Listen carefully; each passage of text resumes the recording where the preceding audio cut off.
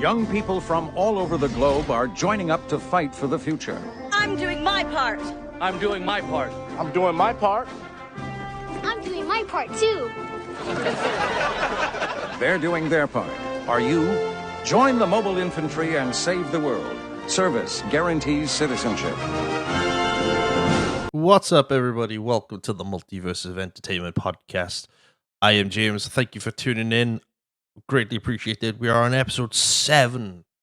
Can you believe it? Episode 7. I am absolutely thrilled.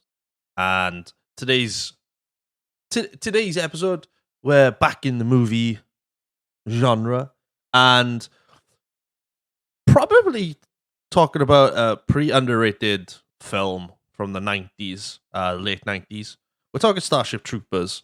This movie, I watched it a few days ago at work, and it's such a good film. Really, really good. Some cheesy elements to it, some gruesome things in it. But we're going to be talking about it, and I'm looking forward to it. First off, I'd like to say thank you very much for the continuing support of this podcast. I know we're only in episode 7 episodes now as this goes out, and I've been checking the views and the listens and whatnot, like weekly as I'm uploading the latest episodes.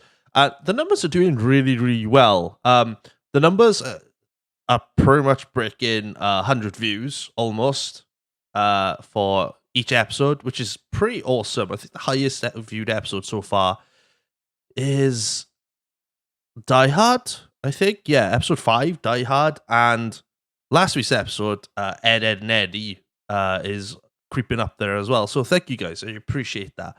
It's really, really awesome to talk about these movies and TV shows, going down memory lanes, watching them back as well, and remembering what was actually going on and what it felt like for watching them for the first time. So it's really, really cool. But yeah, so thank you guys. I appreciate it. Keep loving, keep supporting, and we'll have many, many successes with this podcast. So without further ado, we'll jump straight into this episode, which is episode 7, and we're talking about Starship Troopers, which came out in theaters on November 7th, 1997.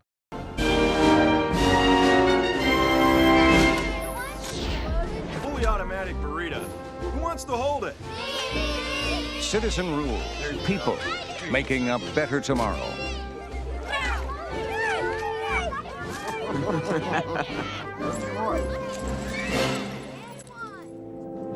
A murderer was captured this morning and tried today. Guilty. Sentence, death. Execution tonight at 6. All net, all channels. Would you like to know more? Yes, I would like to know more. Right, so Starship Troopers. I'll admit to you, until sometime this week, I have not seen this film for a long, long time. So it's tough to really remember what actually happened. But I'm kind of glad now that I've seen it and I watched it before. Usually I watch what I'm covering before I do the podcast, so it's fresh in my mind. Considering I'm running late this week, recording this. I'm recording this literally on Sunday, and tomorrow is Monday, which is where this episode is dropped. So I'm a little bit behind. So I hope you're all enjoying this so far. So Starship Troopers, great movie.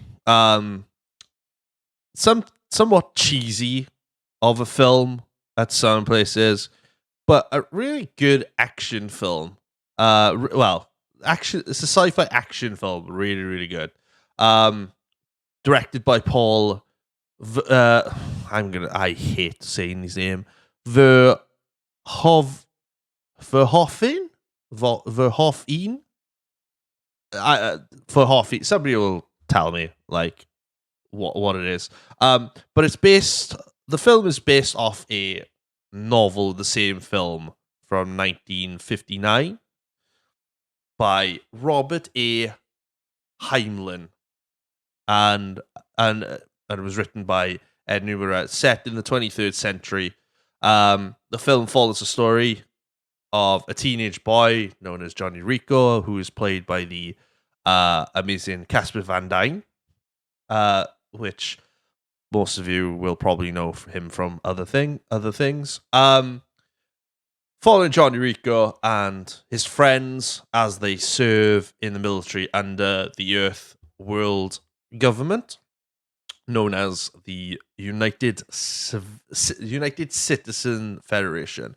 So in this world of Earth, say the 23rd century, for some, there's like three different like factions or groups of people. So you've got like private citizens, military, and then regular citizens. Now, for people to become a regular citizen, they have to enlist in the military, which gives it that like authoritarian background, and it takes a bit ass backwards. But who cares? It's the future, right? And it's a bit weird. Can you imagine if it was something like that, like today? People wouldn't stand for it. A lot of people wouldn't stand for it. But yeah, Rico wants to be a citizen, but for him to be a citizen, he has to enroll in the military prior. His parents obviously don't want him to go. His parents, well, his dad in particular, wants him to go to Harvard, get a good education, become a private citizen like his parents will, and have a good life.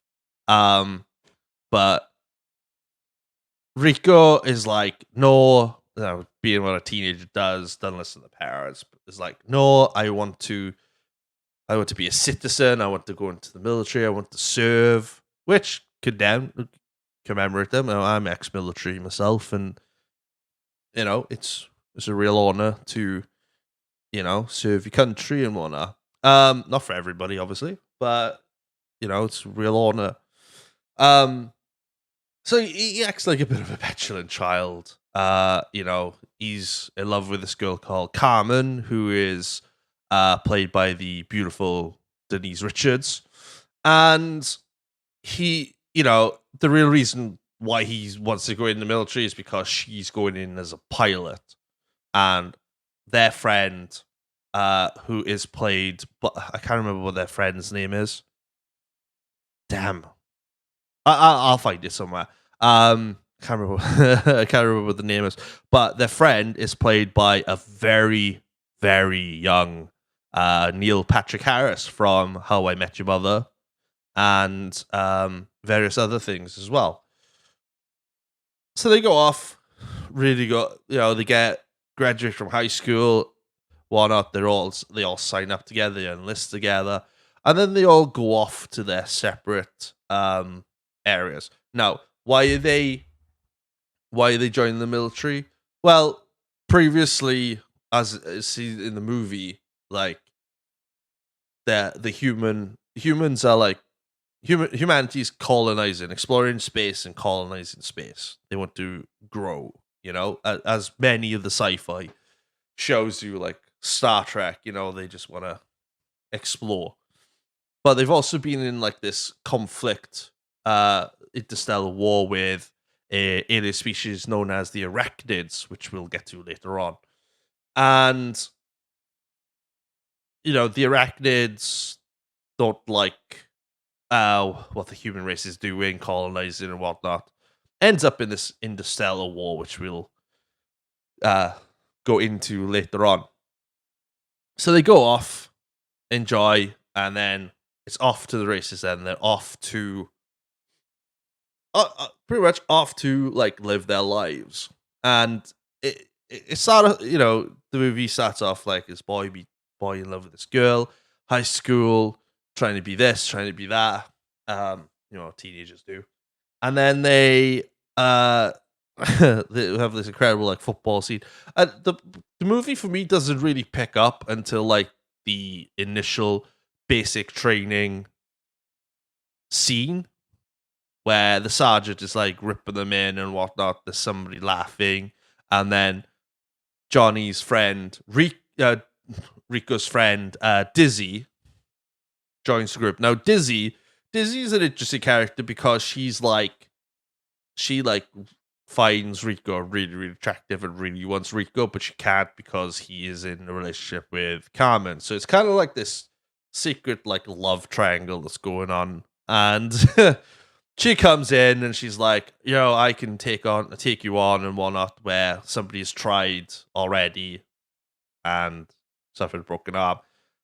She puts up a fight and then she gets like knocked out by the sergeant. So that's where the movie starts starts getting really, really good.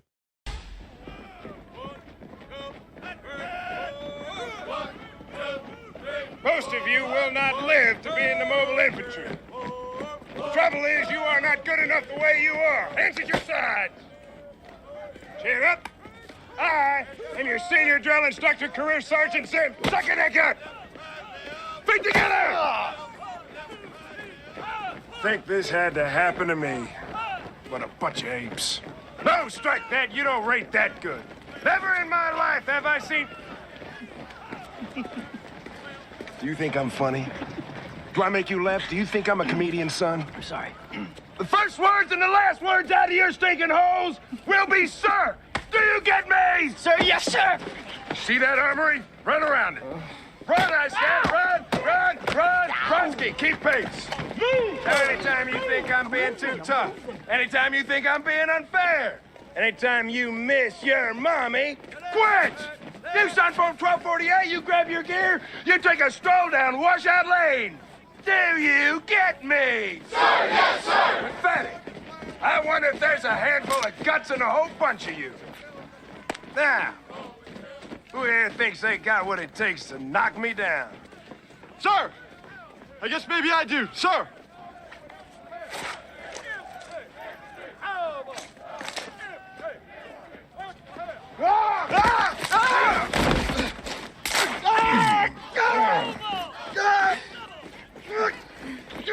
You all right, son? Sir, yes, sir.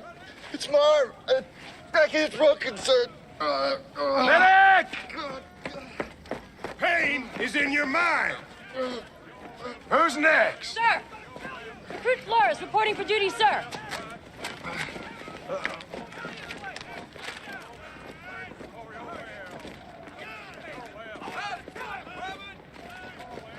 You specifically requested transfer from Fort Cronkite to this training unit? Sir, I heard it was the best, sir. It is the best. But what makes you think you're good enough?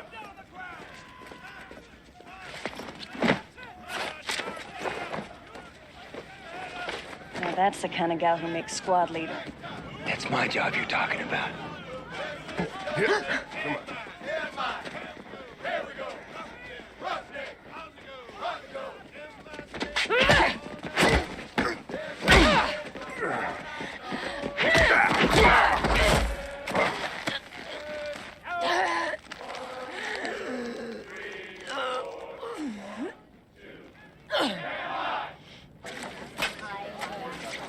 That brings me back to my military training, just hearing all that. So good. So they've got all of the training, they've established. There's one thing I love about this movie, right?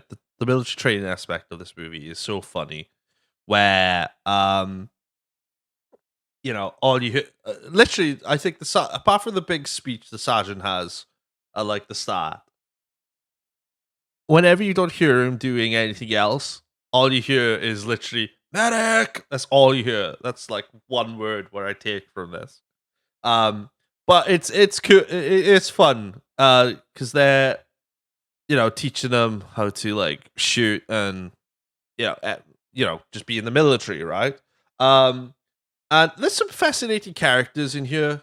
Really, really good characters. Ace is probably my favorite character because he's goofy, he's funny, he's trying to like he's trying to be like the class clown, which doesn't obviously go well, and there's like a part in the film where he can't they're throwing knives at targets and he can't do it, and he just turns around to the sergeant and he goes, what's the point of throwing these knives, and they're not going to kill anybody. And the sergeant goes, stand over there, put your hand on the wall. And he cautiously does it. And then the sergeant just grabs the knife, just launches it, just stuck in his hand. It's this movie is pretty gruesome with a certain, with violence and whatnot. It's pretty dark, with a lot of it. But they go into that, and then, Rico is getting on. He's doing really well, and he gets squad leader. And he gets to the point where they're doing live rounds training. Yeah, they do live rounds training, and somebody's got a malfunction. The guy whose arm got broke by the sergeant, he's got a malfunction in his helmet. So he takes his helmet off, and then one of the girls accidentally trips and falls and shoots him in the head, and he's dead. Accident. And again, the famous line, medic! Gets thrown out, and it's like, oh, what have we done here? What is going on? Rico is in trouble, obviously, because he's the squad leader, and he doesn't really want to get kicked out. He's going to get kicked out anyway. But the military board want to make an example of him, so he gets given 10 lashes. 10 lashes, which isn't particularly nice, obviously. Anyone's been whipped. It's not very, very nice. And then he's on his way. He's on his way back. He's on his way out, collecting the stuff, because he's just had enough. He's quit. But then all of a sudden, shit kicks off.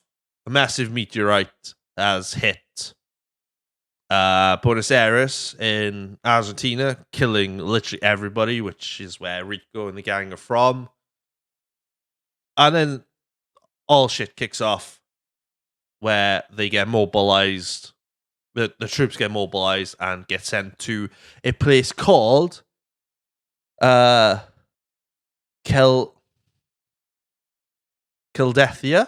which is the arachnid homeworld, and then they're off to the races to kill basically, they're out there to annihilate the bugs, kill all the bugs there, which is a bit gruesome, and a bit morbid, but as you go on, you can see what kind of creatures they are, and you're like, oh yeah, these guys, these things are bad, really, really bad. First squad!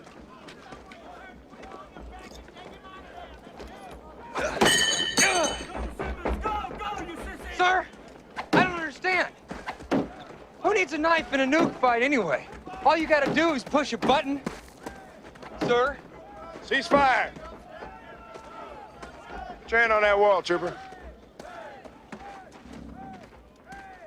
Put your hand on that wall!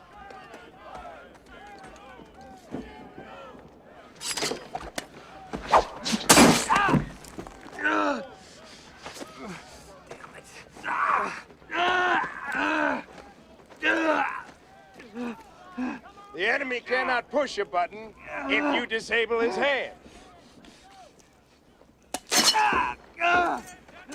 Medic! Medic. So, as they go off, they they go to the planet. They start off, they just land. All the troopers are out. Big fighting force where they think, yeah, we've got him here. We've got him. And they turn out that they don't. So they have a handful. They nuke them. When they say nuke, it's like a little fucking like warhead been launched out of a rocket launcher. They managed to kill a lot of them, and they think, yeah, that's it. But then they realize, oh hell, there's a hell of a lot more, and they come out and attack them, which is quite morbid if you don't like blood and guts and whatnot.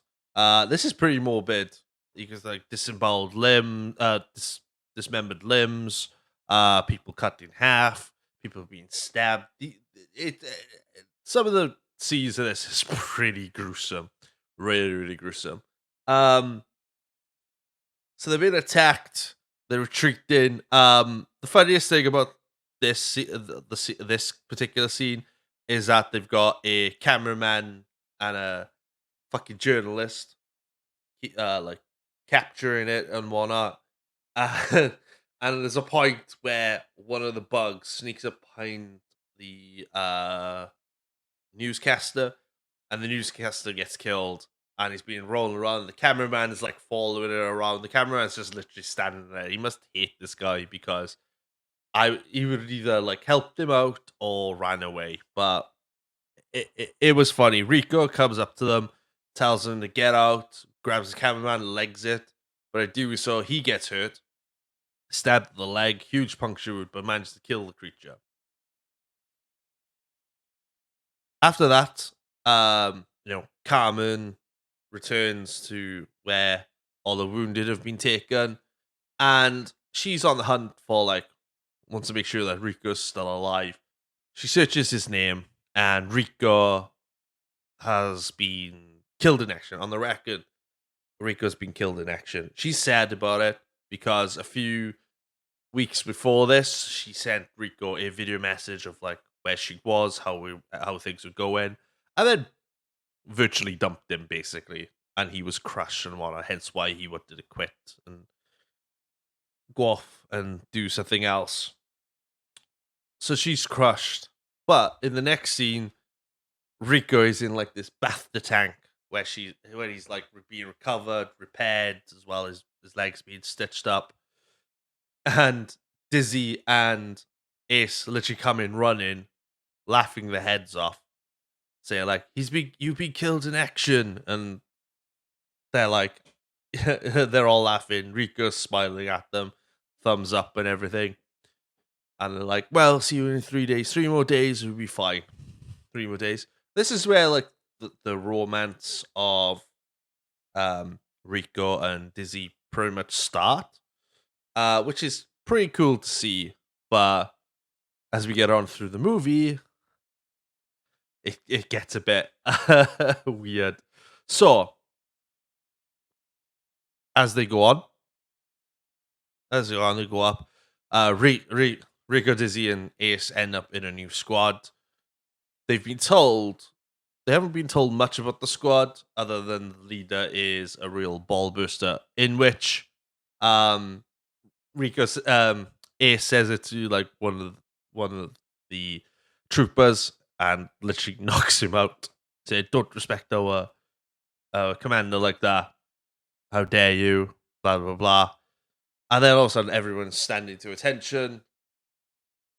The leader of the squad comes in. Then all you see is a robotic arm, and then the camera slowly pans up to somewhat bald-headed chap walking in, and Rico and Dizzy turn their heads and realize, oh shit, this is our high school teacher who is in charge of the squad. So they're perplexed, and the commander gives them this roaring speech saying everybody works hard, nobody dies until I say so, blah blah blah. Proper commander style speech. And then they go off again to this wild area where they end up going to the battlefield, where it's just swarming with arachnids. And they do this pretty awesome battle. Obviously, a few casualties and whatnot, and it's gruesome, it's whatnot. And it's a pretty awesome scene, especially where you've got one of the big bugs which shoots like plasma. They're kind of like the artillery for the bugs, and the tank of bugs as they're called. And then Rico is like, right, we got to think of this strategy. What can we do to slow him down? I know, I'll climb on top of one of them, shoot the fucker in the back, put a nuke into it, leg it, and then it explodes, and everybody's saved. Everybody's saved. The commander is so impressed with him. He gives Rico becomes a corporal, and then it's like celebration time all around where they are. Which, they have an array of, the leader is like, oh, we can do this, we can work hard, but we can also play hard. Pulls out the boxes, throws a football, and then pulls out a crate saying, here's the beer. And Ace just literally like sneaks in to have a look, and he grabs the violin and starts like playing the violin and whatnot. And this is where like Dizzy and Rico's romance really blossoms, because he gives in, obviously, and she gets what she wants and whatnot. But as I'm not a big fan of like sex scenes and stuff like that. I think sex scenes are just like, it's pointless. I'd rather see people like shoot them up or whatnot, or just like do a kissy scene, yes, but then I don't really want to see anything else because it's just cringe, right? If anyone else thinks sex scenes in movies are cringe, let me know. I always think they're cringe. Obviously, the lieutenant is like, has orders, comes into Rico's tent, and he's like, can we be back in 10 minutes? And he's like, who's that with you? And then Dizzy comes up from the covers, because she's hiding, comes up from the covers, and the lieutenant looks at them and goes, 20 minutes, and then walks out, and they both look at each other and go, yeah, we could be done in 20 minutes. Do you know what I mean? It's just a funny scene. But yeah, that initial speech for them was like pretty sick.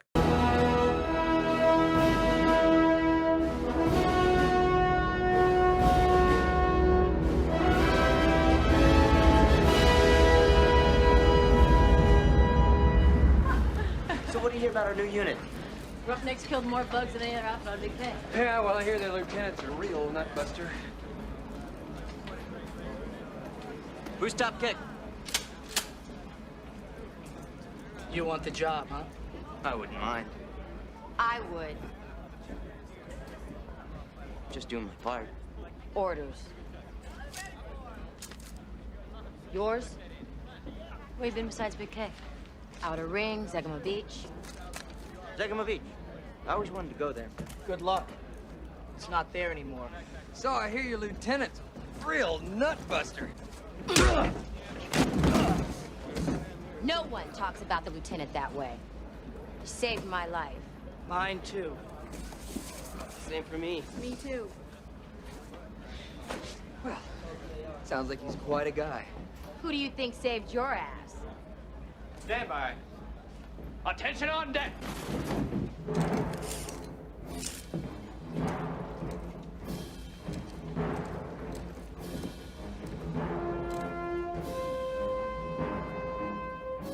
This is for you new people. I only have one rule. Everyone fights, no one quits. If you don't do your job, I'll shoot you. You get me? We get you, sir! Welcome to the Roughnecks. Ratcats, Roughnecks! At ease, listen up. Got a new Sky Marshal and a new battle plan. Gonna clean out the system's outlying Clendath one planet at a time. Tomorrow we hit Tango Urilla. After Fleet glasses the planet, MI mops up. Carry on.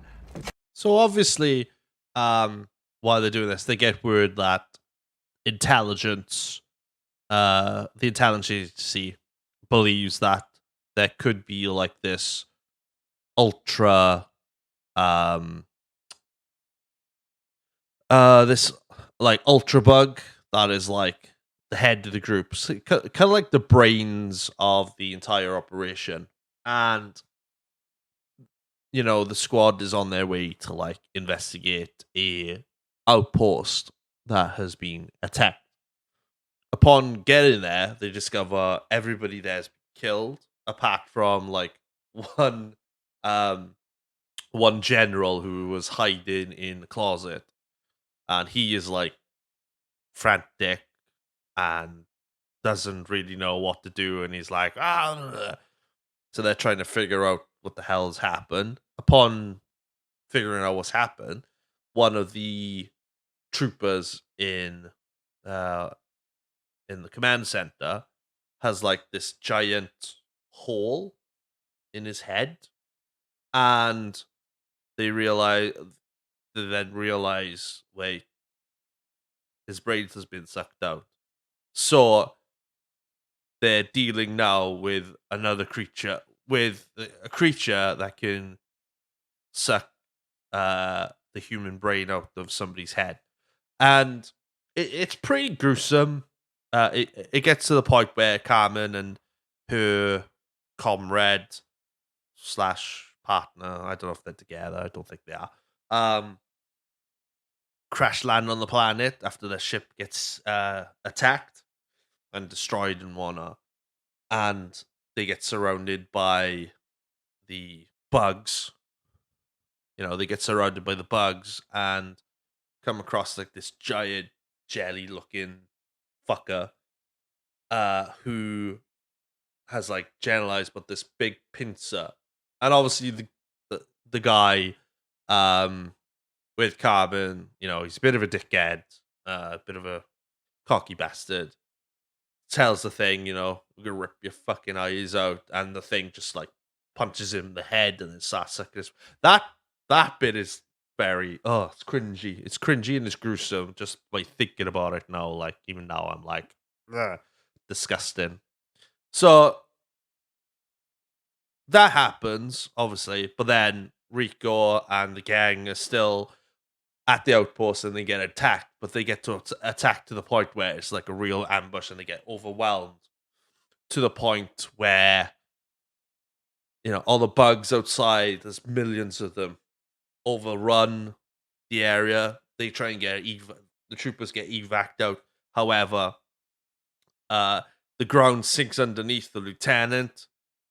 Dizzy and Rico try and pull him out, but as they do so, they rip him out, and his legs stay where his body was because there's a bug down there that's holding onto his legs. So that's pretty gruesome.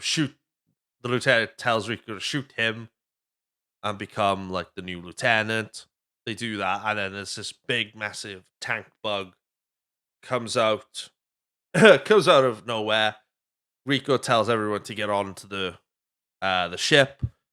Dizzy is the last one behind. She launches the nuke, kills the thing, and she's happy as Larry. But as she turns around behind her, one of the bugs turn around and absolutely annihilates her, swings her around like a rag doll.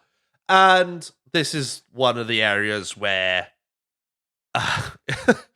it's sad that Dizzy dies and whatnot. It's sad, but she does this like really cringe death scene, and I know it's supposed to simulate like agony and an agonizing death and whatnot, but fucking hell, it was bad, like really, really bad and cringe.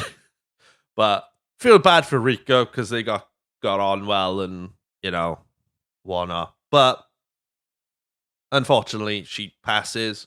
He goes off, and then they go on hunt for this brain bug, which turns into like these propaganda clips that you see through the movie, and they tell you, "Oh, we think there's a brain intelligence bug," which sets us up for the end.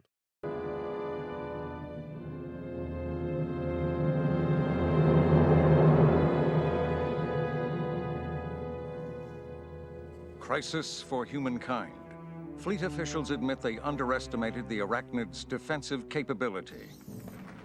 Accepting responsibility for Klendathu, Sky Marshal Deans resigns. His successor, Sky Marshal Tahat Maru, outlines her new strategy. To fight the bug, we must understand the bug. We can ill afford another Klendathu. Would you like to know more? Federal scientists struggle to explain the intelligent military actions of the arachnids. When a colony reaches a certain size, 300 generations or something, it gets smarter. Insects with intelligence? Have you ever met one? I can't believe I am hearing this nonsense. You just this wait is the most a ridiculous moment. conversation I have ever had. Maybe there is some kind of bug that we haven't seen yet. A leadership caste, a hive brain. Brain bugs? Frankly, I find the idea of a bug that thinks offensive. So as the troopers are on the search for this brain bug, obviously Rico and Ace know that Carmen is down in the cave. And, you know, Rico's like, we gotta find her. But Ace and everyone's like, no, she's dead. But they get to a certain point where they have to go like either one way or the other. Rico ends up going one way, and the troopers go the other way because he still thinks that, no, she's alive. I'm going down this way. So himself, Ace, and I can't remember the other guy's name. Three of them go down, find Carmen, obviously, because she's injured by the bugs. The guy's head has been like sucked dry. So they get there in like a time, kill all the bugs there, and they try and kill the brain bug, but the brain bug like retreats because I can't remember if is it Carmen who shoots. Yeah, Carmen shoots the brain bug with that fucking stabby thing, you know, render it mute. So they go off, so Rico comes there, saves her, tries to get her out. The squad mate, who I can't remember the name of him is, gets hurt and tells him pretty much to fuck off so he can blow them up. Covers fire, blows himself up, kills all the bugs in the cave with him. As they get out of the cave there, this is like towards the end of the film, where all the troopers are running, celebrating, and they've pulled like the brain bug out. They've captured the bug. To the point where higher officials, intelligence officials come down, and their buddy, I can't remember what his bloody name is, which is really bugging me. Let me see what his name is. Carl, that's the one. Carl comes in, and they're happy to see Carl. Carl's happy to see everybody else. Because with Carl is like he's a psychic. He can read minds and whatnot. So that's what makes the character so unique and intelligent.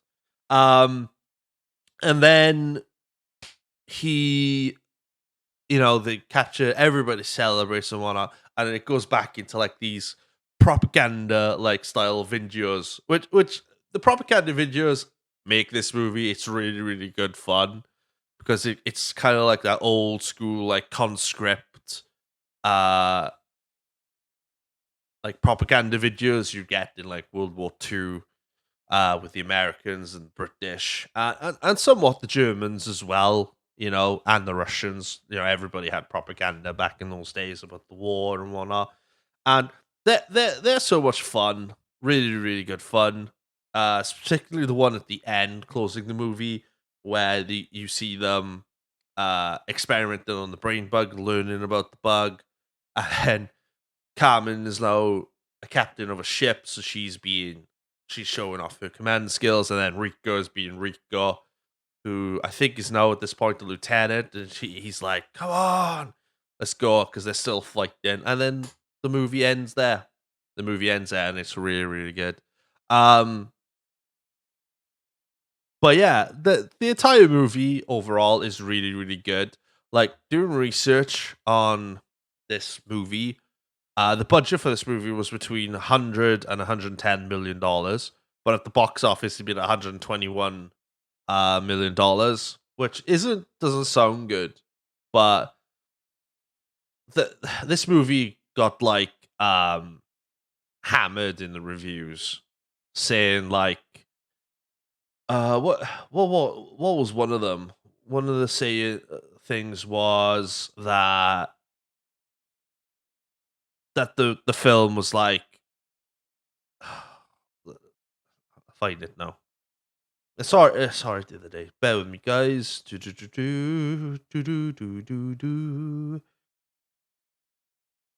Oh, like the critics said that this movie like is promoting like fascism and criticize the violence, it's like and like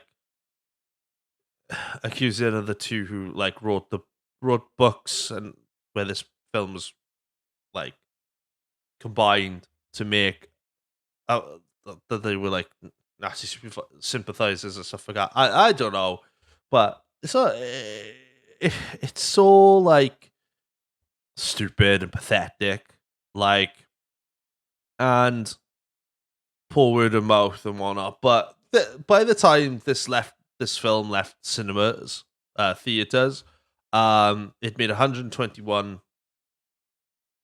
million against its budget, and it becoming only the 34th highest grossing film of the year, which is pretty sad because I think now, I think this movie is kind of like a cult classic now these days. Oh, it is.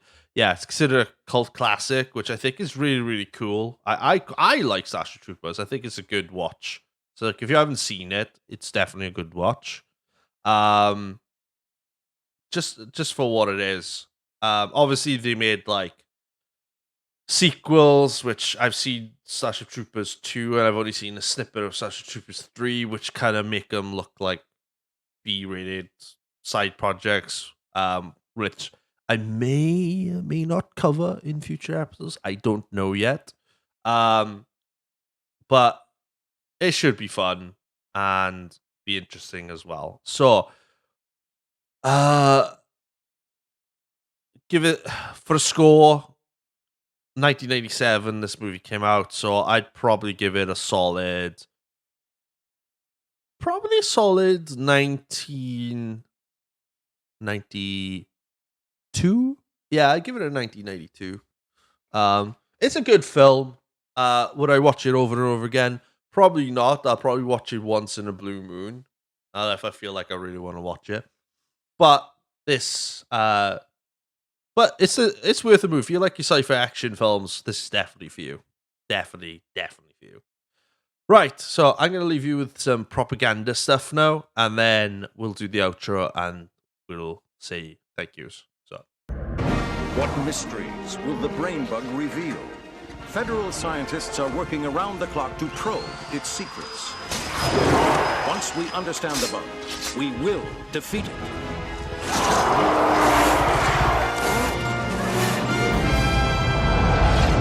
We have the ships. We have the weapons. We need soldiers. Soldiers like Lieutenant Stack Lumbridge. We're in the target area now, Captain. And Captain Carmen Ibanez. This is the captain speaking. All personnel prepare for drop. Soldiers like Private Ace Levy and Lieutenant John Rico. Come on, you apes! You wanna live forever! We need you all. Service guarantees citizenship.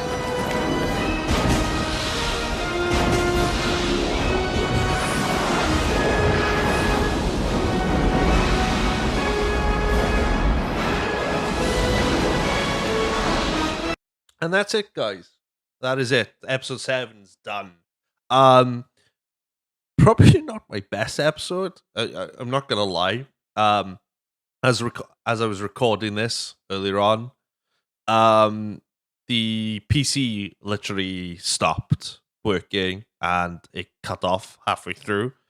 But I managed to reset my computer and everything was still intact. So thankfully, managed to finish it all in one go. So, I'm happy with that. But I hope you enjoyed this episode. Really, it's really, really awesome. It's tough doing these episodes on your own, so I think I'm going to have to get some more regular guests in. So if you're interested, let me know.